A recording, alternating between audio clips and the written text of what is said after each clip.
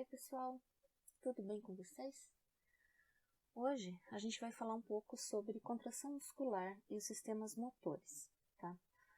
A gente vai acabar voltando um pouco nesse tema quando a gente estiver falando mais sobre o sistema nervoso central, em relação a algumas funções, né, que o sistema nervoso central tem, que são bastante relevantes para coordenar e planejar também os movimentos que a gente realiza, tá? Então hoje vai ser mais retomar um pouco o que vocês já devem ter visto lá na histologia sobre contração muscular, para que a gente possa voltar nesse assunto um pouco depois, certo? Então quando a gente fala de contração muscular, considerando toda a parte de fisiologia, a gente precisa pensar nos diferentes sistemas motores que nós temos.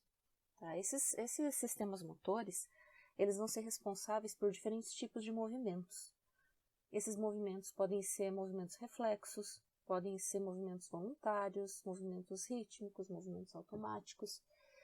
E dependendo do tipo de movimento, ele vai ter uma sequência, né, ele vai ocorrer de uma forma diferente. Dependendo do tipo de movimento, ele ocorre de uma forma diferente. A gente pode considerar os movimentos reflexos como os movimentos mais simples, até porque eles são movimentos que dependem muito, a maior parte deles, dependem muito da medula espinal. Alguns exemplos bem clássicos de reflexo, de movimento reflexo, é o reflexo patelar. Então, aquele que, quando você vai no médico, ele pega um martelinho e bate no teu joelho e você chuta, isso é um reflexo patelar, é um tipo de movimento reflexo. E o outro bastante interessante é o movimento de retirada pela dor. Então, se você encosta, por exemplo, em alguma coisa quente e sente dor, o teu reflexo é retirar a mão, por exemplo, do que está te causando a dor. E esse reflexo ele não chega a ser totalmente processado no cérebro. A percepção da dor, a interpretação do que está acontecendo, sim, isso tudo ocorre no cérebro. Mas a realização e organização do movimento para você tirar a mão, né, da panela quente, por exemplo, ela ocorre, né, a nível de medula espinal. Tá? Como esses movimentos eles acabam percorrendo, né, essa informação acaba percorrendo uma distância um pouco menor, já que você chega só até ali na medula, são movimentos consideravelmente rápidos, tá? Os movimentos voluntários são aqueles movimentos que a gente decide fazer, eu decido me movimentar, eu decido levantar o braço e dar um tchau para uma pessoa, então tudo isso são movimentos voluntários. E os movimentos rítmicos e automáticos vão incluir desde de movimentos involuntários, como o movimento intestinal, até movimentos que a gente tem um certo controle sobre eles, por exemplo, a questão da respiração. Então você consegue prender a respiração se você quiser, mas você também não precisa ficar se concentrando em inalar o ar e expirar, inalar e expirar. Então esses movimentos eles são movimentos automáticos e eles têm um sistema um pouco diferente. Quando a gente fala dessas diferenças, eu me refiro principalmente a como as mensagens são transmitidas ao longo do corpo, tá? Porque a lógica da contração muscular, embora existam diferenças dependendo de onde o músculo está localizado, né, principalmente quando a gente fala de musculatura lisa, de forma geral, assim, todo esse processo segue uma lógica muito parecida, que é o que a gente vai ver hoje, tá? A gente vai falar um pouco mais sobre esses movimentos rítmicos e automáticos quando a gente estiver falando de sistema nervoso autônomo. E hoje o nosso enfoque maior vai ser realmente a parte de movimentos voluntários e processo todo de contração muscular. Para começar de uma forma um pouco mais simples. Então vamos lá, começando pelos movimentos reflexos. Como eu já falei para vocês, os movimentos reflexos eles são planejados, integrados ali na medula espinal, tá? E o processo que vai ocorrer nesses reflexos é chamado de arco reflexo. Então, o que é esse arco reflexo? Vamos pensar no reflexo patelar, né, que é aquele do joelho primeiro, para entender isso daqui. Então, quando eu pego um martelinho e eu bato esse martelinho no joelho, o que vai acontecer? Eu tenho uma série de receptores sensoriais ali, tá? E esses receptores eles vão perceber que alguma coisa aconteceu ali naquela região. Em relação a esse reflexo em particular, a gente está falando de receptores de estiramento, né? Então, eles percebem quando você estica ali a região. Então, quando você bate o martelo, você vai fazer com que esses receptores de estiramento se ativem, né? E esses receptores, eles vão ter uma via aferente, então neurônios aferentes que vão levar a informação lá para a medula espinal, onde uma série de interneurônios vai interpretar o que está acontecendo e mandar uma resposta. Essa resposta vai através do que a gente chama de vias eferentes, então são neurônios que saem lá da medula em direção aos músculos que vão fazer o movimento, e eles chegam até a célula muscular que vai efetivamente executar o movimento, né? Que vai gerar contração muscular para que você dê aquele chute, né, no reflexo patelar. Tá? Então, a gente tem uma entrada de informação pelos receptores sensoriais. Essa informação ela vai viajar, né, através dos neurônios até os interneurônios, e dos interneurônios ela viaja pelas vias eferentes, chegando até as células musculares que realizam o movimento. Tá? Como esses interneurônios estão localizados ali na medula espinal, a gente fala que o centro integrador de informação está localizado ali na medula espinal, não no cérebro. E como eu falei, então são movimentos bastante rápidos. Quando eu penso no reflexo de retirada pela dor, ele vai ser bastante semelhante. Então, mais uma vez, eu tenho receptores sensoriais, né? Só que nessa situação, esses receptores sensoriais, eles vão perceber a dor, né? São receptores específicos para mandar esse sinal doloroso.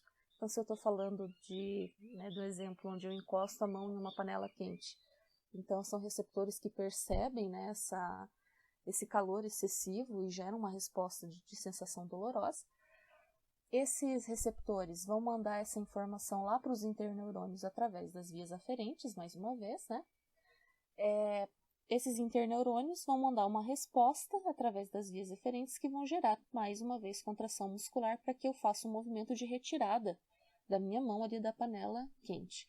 E como, mais uma vez, esse arco reflexo ele não envolve o cérebro, né, ele chega só até ali na medula espinal, é um reflexo bastante rápido, tá? Ele é tão rápido que antes de eu perceber que eu estou sentindo dor e entender o que está acontecendo, que são funções que são realizadas no encéfalo, a percepção da dor, eu compreender aquilo como dor e, opa, eu estou me queimando. Antes disso acontecer, eu já começo o reflexo de retirada da mão, né? O reflexo de retirada por causa da dor, mesmo antes de eu entender aquilo como dor. Né? Isso é uma coisa muito interessante porque significa que você vai fazer esse movimento de defesa mesmo antes de você parar e, opa, peraí, o que eu estou sentindo? O que está acontecendo aqui? Né? Então, uma coisa muito útil para a sobrevivência, certo? Então, movimentos reflexos, né, são compostos por, basicamente, arcos reflexos, que dependem de uma entrada de informação que vai ser interpretada uma boa parte das vezes lá na medula espinal, tá? Não sempre, mas a maior parte das vezes vai ser interpretada na medula espinal e vai mandar uma resposta, né, através das vias eferentes para uma célula muscular que vai gerar um movimento, certo? Então, isso são os movimentos reflexos.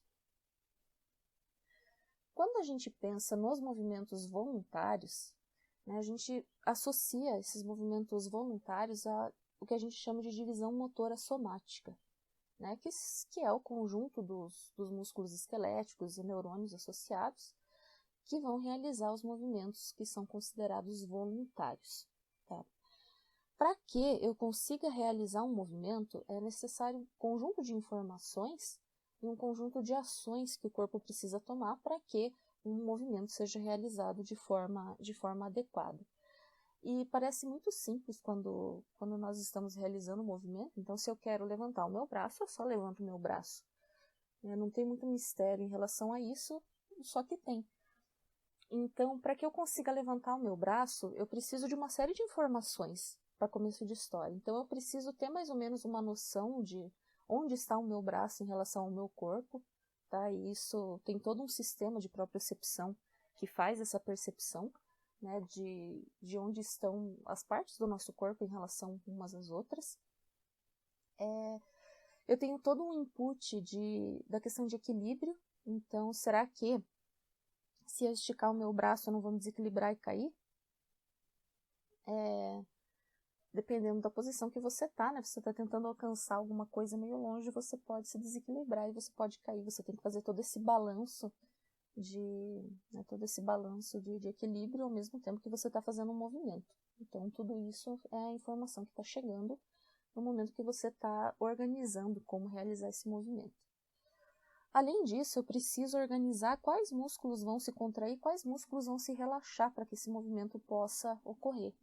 Né? Embora seja uma coisa tão instintiva, você não pensa para realizar o movimento praticamente.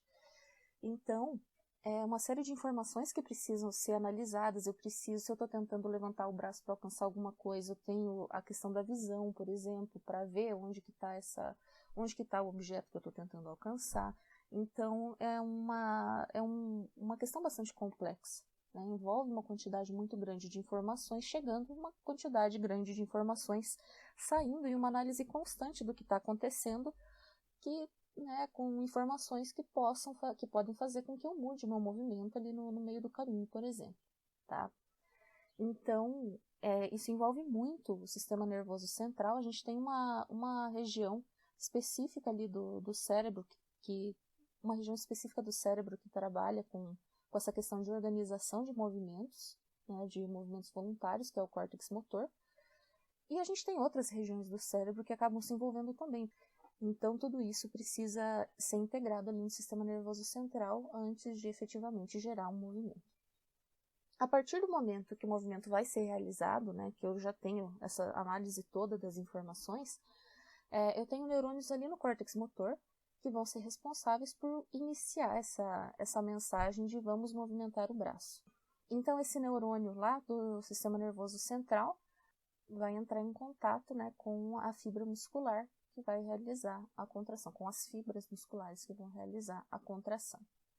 A sinapse do neurônio somático com a fibra muscular, ela sempre vai ser uma sinapse excitatória. Então, eu não tenho sinapses inibitórias nesse caso. Por que isso? Basicamente, então, quando eu não estou mandando, né, quando eu não estou liberando, não estou mandando sinais, né, não estou disparando potenciais ali de ação naquele neurônio que está em contato com aquela célula muscular, essa célula vai estar relaxada. E daí, a partir do momento em que esse neurônio chega com a mensagem, libera os neurotransmissores ali na fenda sináptica e inicia o processo todo ali na célula muscular, essa sinapse vai ser excitatória, porque ele está causando o início da contração muscular. Ele não vai causar relaxamento, porque o relaxamento ele é gerado por não mandar mensagem nenhuma. Tá? Então, as sinapses, né, dos neurônios motores, ela sempre será excitatória, nunca inibitória. Não consigo usar um potencial de ação para fazer uma célula muscular relaxar. Tá? A região onde o neurônio se encontra, onde a extremidade do neurônio se encontra com a fibra muscular, é chamada de junção neuromuscular. Essa região tanto do neurônio quanto da célula muscular, ela é um tanto quanto diferenciada, né, pela presença ali no caso da célula muscular, de uma série de receptores que estão ligados a proteínas canal, que são capazes de receber o neurotransmissor que vai chegar ali. E no caso do neurônio, né, a região onde vão se acumular as vesículas com o neurotransmissor para que esse neurônio possa fazer exocitose desse neurotransmissor mediante a chegada de sinal ali na região. Tá? Então, o neurônio vai ter um potencial de ação que vai ser disparado, ele vai percorrer o axônio, e quando ele chegar na extremidade do axônio, esse potencial de ação vai fazer com que o neurônio libere uma série de vesículas, né, que estão ali na extremidade do neurônio sejam mobilizadas para que o neurônio libere o neurotransmissor. Tá? No caso da contração muscular, esse transmissor vai ser acetilcolina. Vocês podem ver em muitos lugares escrita como ACH. Então, o neurônio vai liberar acetilcolina ali na fenda sináptica, né, a região entre o terminal do neurônio e a fibra muscular. E daí vai começar efetivamente o processo de contração muscular, né, na célula muscular, tá? A junção neuromuscular, no caso da célula, né, do lado ali da célula muscular, ela está cheia de receptores para acetilcolina. Esses receptores, no caso, né, do músculo esquelético ali que a gente está falando, eles são chamados de receptores nicotínicos de acetilcolina. Então, existem dois grandes grupos de receptores de acetilcolina, que são chamados de receptores colinérgicos, né? Então, receptores de acetilcolina são os receptores colinérgicos. E esses dois grandes grupos são os receptores nicotínicos e os receptores muscarínicos. Tá? Eles podem ser subdivididos ainda dentro desses grupos, de acordo com o local onde eles são encontrados. E eles ganham esses nomes porque eles são sensíveis a algumas outras substâncias, né? Que substâncias são essas? No caso dos receptores nicotínicos, eles são sensíveis à nicotina, né? E no caso dos receptores muscarínicos, eles são sensíveis à muscarina, que é um componente que existe em alguns cogumelos venenosos, tá? Então, como essas substâncias acabam tendo efeito sobre esses receptores, também eles acabaram recebendo esse nome. E isso é utilizado para diferenciar. São tipos de receptores diferentes, relacionados a funções diferentes, né, que esses receptores podem ter. Mas todos eles respondem ao neurotransmissor acetilcolina, né, que é aquele ACH. Então, esses receptores que estão ali na junção neuromuscular são receptores nicotínicos de acetilcolina, e quando o neurônio libera esse neurotransmissor, libera acetilcolina na junção neuromuscular, a acetilcolina vai se ligar, tá, nesses receptores, e esse receptor ele é acoplado a uma proteína canal, essa proteína canal de sódio. Então, se vocês lembram lá da nossa aula sobre potencial de ação, então eu tenho um estímulo, né, um neurotransmissor que se liga ali na proteína, no receptor proteína canal, e isso vai fazer com que essas proteínas canal se abram, permitindo a entrada de sódio na célula muscular. E daí a gente segue bem certinho o que a gente viu na aula de potencial de ação, tá? Então, alguns íons de sódio vão entrar ali na célula muscular, e daí prestem atenção, porque a gente está falando de um potencial de ação na célula muscular, tá? Não é um neurônio, é célula muscular que vai ter esse potencial de ação.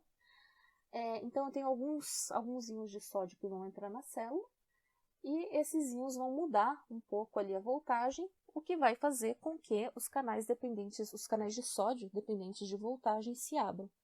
Quando os canais de sódio dependentes de voltagem se abrem, eu tenho um influxo muito grande de sódio na célula muscular, e daí sim, né, que tem o potencial de ação.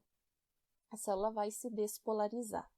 A despolarização da célula muscular vai fazer com que o retículo sarcoplasmático, que nada mais é do que um nome diferente, né, para o retículo endoplasmático, no caso da célula muscular.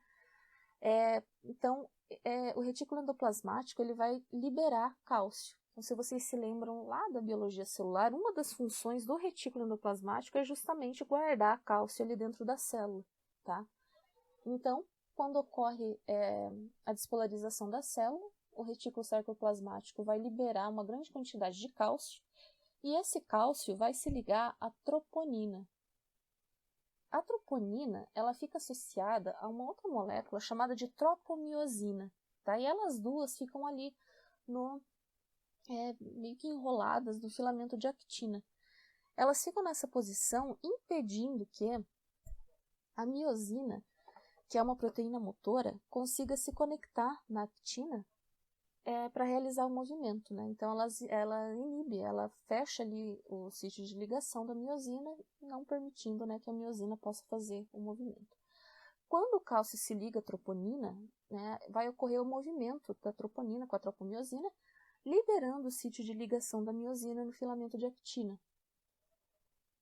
Aí a miosina pode se ligar, né, nesse sítio de ligação e realizar o movimento.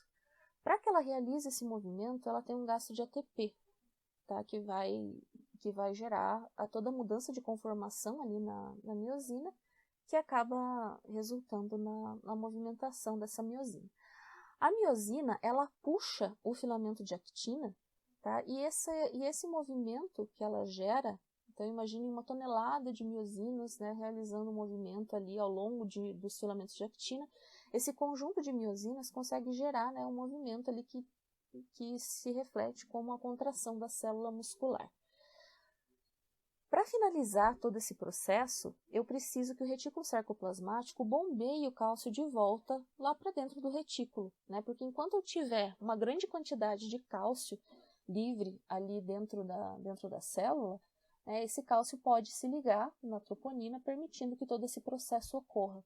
Para que a célula relaxe, eu preciso mandar esse cálcio de volta ali para o lúmen do retículo sarcoplasmático.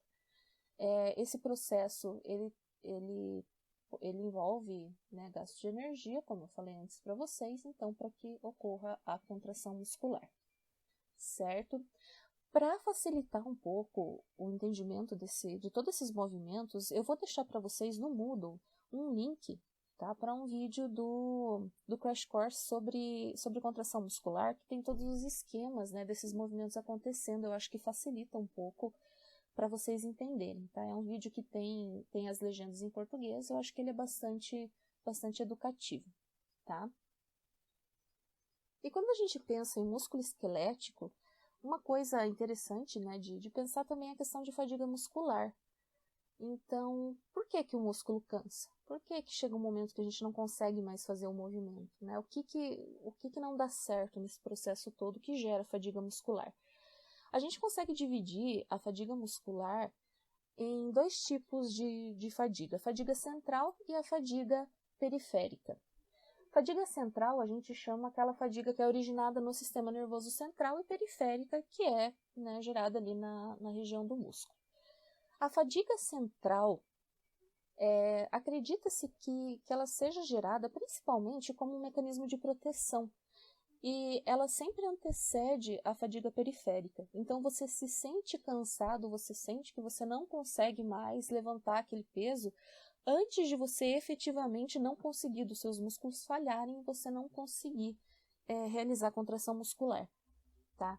Então isso acaba funcionando como um mecanismo de proteção, para que você não chegue ao ponto de realmente não conseguir utilizar o músculo, seja para o que você precisar utilizar esse músculo. E isso é bastante importante se a gente pensa num contexto, né, da nossa vida há muito tempo antes dessa vida moderna. Então, se eu estou caçando, se eu estou subindo numa árvore, se eu estou realizando uma atividade, fugindo de um predador, alguma coisa assim, imagina se de repente meus músculos só param de funcionar e eu não consigo mais correr, eu não consigo mais me segurar na árvore, eu não consigo, enfim, realizar a atividade que eu estava fazendo. Eu posso ter problemas bastante grandes por causa disso, né? Então é interessante que antes disso acontecer, eu já tenho uma noção, né, de que, eu logo não consigo mais, né, fazer essa atividade, não consigo mais me segurar na árvore, e eu acabo tomando alguma atitude, né, de defesa em relação a isso. Seja, sei lá, eu sento num galho, eu tento me esconder do predador, alguma coisa assim, antes que o músculo efetivamente não consiga mais funcionar. Tá? Então isso acaba sendo um mecanismo de proteção. E a gente tem, né, toda essa questão psicológica de, eu acho que eu não aguento mais, eu estou cansado, eu quero parar, para tentar proteger realmente a célula muscular. E quando a gente chega e isso envolve uma série de mecanismos de sensação, de recompensa, né, de alegria, de tristeza, para gerar essa vontade de que a gente pare, né, o nosso exercício na academia. E a fadiga periférica, ela já está relacionada com questões que estão ocorrendo ali na região da célula da fibra muscular, tá?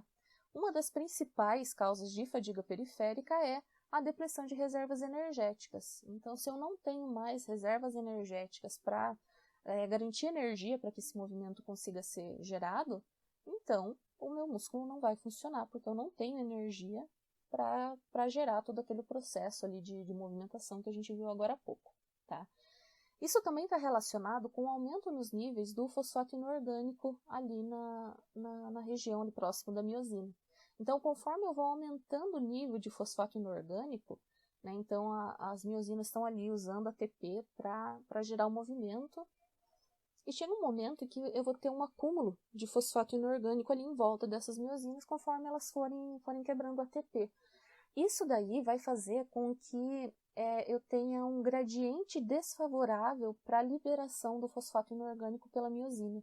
Então, como eu tenho muito fosfato inorgânico ali em volta, vai ficar difícil para a miosina conseguir liberar o fosfato inorgânico, né? Para que ela possa começar um ciclo novamente, né? Uma outra questão tem a ver com a presença do cálcio, né? Então, eu preciso do cálcio ali para que eu possa realizar a contração muscular. Então, dependendo de onde está esse cálcio, ou se eu já comecei o processo, né, de mandar esse cálcio de volta para o retículo sarcoplasmático, não tenho mais tanto cálcio disponível, isso também pode atrapalhar a contração muscular. Inclusive, qualquer tipo de desequilíbrio iônico pode atrapalhar a contração muscular. Então, sabe aquela coisa que todo mundo fala, que se você está com cãibra, você precisa comer banana porque tem potássio, e potássio vai acabar com as suas cãibras. Não deixa de ser parcialmente verdade, né? Porque se vocês pensam lá no processo todo do potencial de ação, né, eu tenho uma série de íons que estão envolvidos ali. Quando a gente pensa na contração muscular, eu tenho mais íons ainda, né? Porque o íon de cálcio tem bastante importância na contração muscular. Então, se eu tenho desequilíbrio iônico, seja no potássio, seja no sódio, seja no cálcio, tá, esse processo não vai funcionar adequadamente, né? Então, se eu não tenho níveis adequados de sódio para gerar um potencial de ação, a célula muscular não vai conseguir se contrair. Se eu não tenho, né, níveis adequados de potássio, se eu não tenho níveis adequados de cálcio, né, todo esse processo ele não tem como continuar. Tá? Então, todos esses desequilíbrios iônicos são problemáticos quando a gente pensa em funcionamento da fibra, né, da contração muscular. Tá? E para fechar, então, quando a gente pensa lá no potencial de ação, tem também a questão que lá no finzinho do potencial de ação, né, a célula precisa de energia para restabelecer os níveis, as concentrações iônicas, né, dos dois lados da célula. E se a célula não consegue restabelecer esses níveis, né, a normalidade novamente, ela não consegue iniciar o outro potencial de ação, então eu não consigo fazer a contração muscular, certo? Ainda pensando no músculo esquelético, existem diferentes tipos de fibras, né, nesses músculos esqueléticos de acordo com o tipo de função que essas fibras vão realizar. Então, eu não sei se vocês já perceberam isso, mas existem alguns músculos que se cansam muito mais rápido que outros. Para perceber isso, é só pensar, por exemplo, que tem uma série de músculos que são relacionados com a manutenção, né, da nossa postura, por exemplo. E esse conjunto de músculos, ele passa uma boa parte do tempo contraído, né? E mesmo assim a gente consegue manter a nossa postura ao longo, né, do dia sem maiores problemas e sem muitas dores, né, e sem esses músculos se fadigarem totalmente, pararem de funcionar. Então esse tipo de fibra muscular é uma fibra que tem uma resistência muito maior e isso está associado ao tipo de metabolismo que essa fibra muscular utiliza, né, para conseguir energia e efetivamente realizar esse movimento. Uma outra situação é um tipo de músculo que precisa fazer uma contração muscular muito rápida, então precisa de um número muito grande de fibras musculares, né, se movimentando para fazer um esforço maior, né, muito intenso e muito rápido. Tá? Esse tipo de fibra tem um mecanismo, tem um metabolismo um tanto diferente para sustentar esse tipo de movimento. Então a gente divide as fibras musculares em três grandes grupos. Tá? As fibras oxidativas de contração lenta, as glicolítico-oxidativas de contração rápida e as glicolíticas de contração rápida. Tá? Então, como vocês devem imaginar, essa divisão ela está relacionada com o metabolismo energético e com a velocidade de contração que essas fibras conseguem realizar. Então, as fibras oxidativas de contração lenta são aquelas fibras que fazem esses esforços que são mais contínuos e que são mais resistentes, né, à fadiga. Então, elas têm uma contração mais lenta, elas não conseguem se contrair muito rápido, né, gerar uma força muito intensa muito rápido, porém, elas conseguem ficar contraídas por um período longo de tempo e elas têm bastante resistência à fadiga, elas demoram muito, né, para ter para que esse processo de fadiga ocorra. Essas fibras, elas têm uma grande quantidade de capilares sanguíneos, né, em volta delas, e elas têm uma grande quantidade de mitocôndrias, né, para gerar ATP, para que elas consigam fazer esse processo de contração muscular de uma forma mais adequada, né, através do metabolismo oxidativo. Então, por isso que elas se chamam oxidativas, né, porque elas trazem esses ATPs ali desse grande número de mitocôndrias, certo? As fibras glicolítico-oxidativas de contração rápida, elas são intermediárias, né, entre as oxidativas de contração lenta e glicolíticas de contração rápida. São fibras que conseguem contrair, né, com uma velocidade maior, a gente diz intermediária entre as duas, né? A contração, ela é uma contração mais curta e tem uma certa resistência à fadiga. Inicialmente, assim, de forma geral, essas fibras elas utilizam o metabolismo glicolítico como sua fonte principal de energia, mas com o treinamento elas passam a utilizar mais, né, as vias oxidativas. Elas têm uma densidade média de capilares e mitocôndrias, né, e tem esse potencial de se adaptar com o treinamento. E por fim, as fibras glicolíticas de contração rápida são capazes de realizar uma contração rápida, intensa, né, então de duração curta, mas elas são pouco resistentes à fadiga. Esse tipo de fibra que você utiliza quando você precisa levantar alguma coisa pesada, por exemplo. Então você eu preciso levantar uma caixa e levar e colocar ela em cima do balcão, né, essa caixa pesada. Então eu utilizo essas fibras, né, de contração rápida, elas conseguem gerar uma força muito intensa, né, comparadas ali aos outros tipos de fibra, mas eu não consigo utilizar elas por muito tempo. Então por isso que quando você vai pegar a caixa pesada para colocar ela em cima do balcão, chega uma hora que você percebe que você não está mais dando conta de segurar a caixa, porque essas fibras vão se fadigando, elas se fadigam muito rápido. Elas utilizam o metabolismo glicolítico, né, para conseguir energia, para elas funcionarem, e elas têm um número baixo de capilares e de mitocôndrias, tá? O que está muito relacionado com essa baixa resistência à fadiga que elas têm. Mas, de forma geral, né, todas essas fibras têm a sua importância, né, nos diferentes movimentos que a gente precisa realizar. Para fechar o que a gente tem para falar sobre metabolismo, as fibras, né, do músculo esquelético, é interessante trazer algumas questões sobre disfunções musculares. Então, existe uma série de diferentes disfunções musculares que podem acontecer, né? O que vocês devem conhecer mais são essas duas primeiras, a cãibra e a dor muscular. Existe uma série de situações diferentes que podem causar disfunções musculares, algumas muito complicadas, né, e algumas um pouco mais simples. Então, pensando na cãibra mais corriqueira, né, aquela que não está associada a grandes problemas, normalmente ela é causada por uma hiperexcitabilidade do neurônio. Então, o neurônio fica disparando, né, um sinal, fica lá mandando o neurotransmissor para a fibra muscular, e essa fibra muscular responde, né, com a contração muscular, lembrando que, né, essa sinapse é sempre excitatória.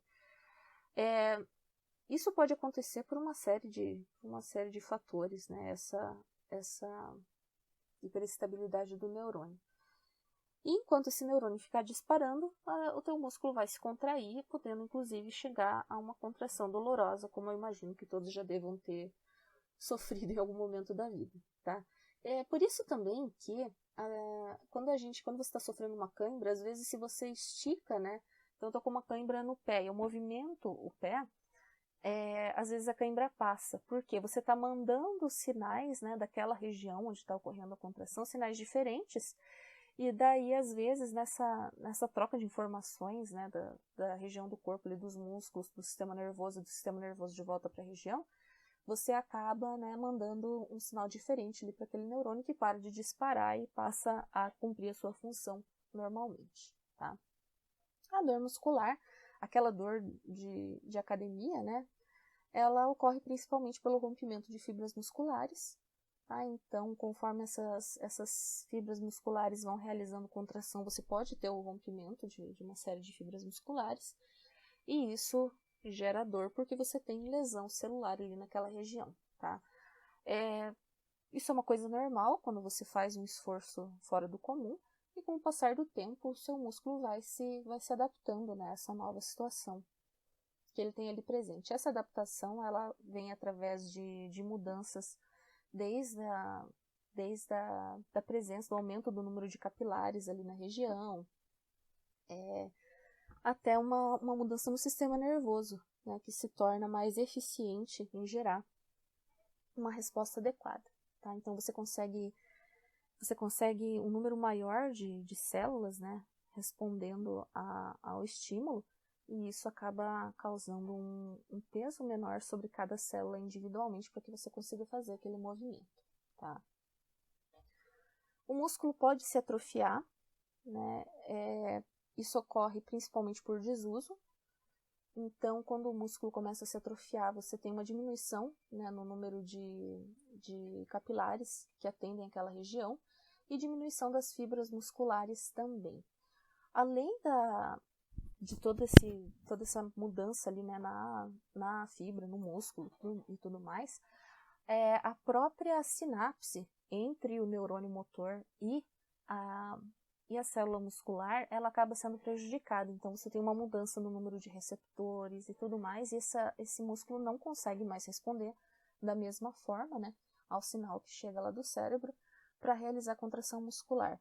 Por isso que é tão importante quando você tem, por exemplo, um paciente acamado, né, um paciente numa UTI que vai ficar desacordado por muito tempo, que não pode realizar movimentos. Você tem toda uma parte de fisioterapia, né, de movimentação desse paciente para evitar que essa atrofia muscular seja muito grande, né. Acredita-se que no período aí mais ou menos próximo de um ano, óbvio que não é uma coisa exata, né, de falta de uso dos músculos, esses músculos ainda sejam consideravelmente recuperáveis. A partir do momento que você passa, né, desse tempo, que tem um tempo maior, do que mais ou menos esse período, começam a surgir danos ali no músculo, né, uma atrofia que não pode ser recuperada, tá? Então, é uma questão bastante séria, exige toda uma parte de fisioterapia para tentar diminuir os danos, né, que a pessoa tem por estar acamada. Isso também dificulta muito a partir do momento, né, que a pessoa se recupera, né, da situação que ela estava, por exemplo, internada, tem todo um processo para recuperar adequadamente os movimentos. E não é uma coisa fácil, ela é uma coisa que realmente exige tempo para que você consiga restabelecer desde ali das células, né, as fibras musculares, até a junção neuromuscular, restabelecer o número de neurotransmissores e o funcionamento do próprio sistema nervoso para conseguir mandar essas mensagens e iniciar a contração muscular. Então, é uma questão bastante séria. Uma outra questão bem interessante é a questão da toxina botulínica, né? Ela que causa o botulismo, mas ela também é utilizada hoje em dia, né, na forma de botox, para tentar diminuir, né, as rugas e, enfim, toda aquela questão de beleza. O que a toxina botulínica faz?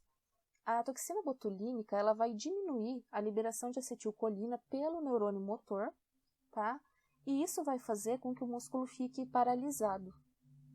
Então, esse músculo a pessoa não vai conseguir realizar ali os movimentos adequadamente. Por isso que ela é utilizada, né, numa forma de botox, porque ela vai fazer com que aqueles músculos ali, por exemplo, no rosto, né, não fiquem realizando movimentos, né, e fiquem parados naquela situação, naquela aparência que faz com que as rugas diminuam um pouco. E é por isso também que tem aquelas piadinhas que aparecem, né, no cinema e tal, que a pessoa, quando utiliza muito botox, não tem muitas expressões faciais, porque efetivamente os músculos ficam paralisados, tá? Uma outra disfunção muscular que ficou bastante famosa por um tempo é a esclerose lateral amiotrófica, né? Onde você tem degeneração dos neurônios motores, eles vão se degenerando e a pessoa vai perdendo o movimento, né, progressivamente, conforme ocorre a degeneração desses neurônios, tá? É uma situação bastante complicada, né? Não tem cura, enfim, e vai gerando a perda de movimento da pessoa, e a pessoa acaba ficando numa posição ali meio diferente por causa, né, dessa falta dos neurônios motores, da comunicação dos neurônios motores adequada para que seja realizada a contração muscular. E por último, né, a gente vai falar um pouquinho sobre o músculo liso.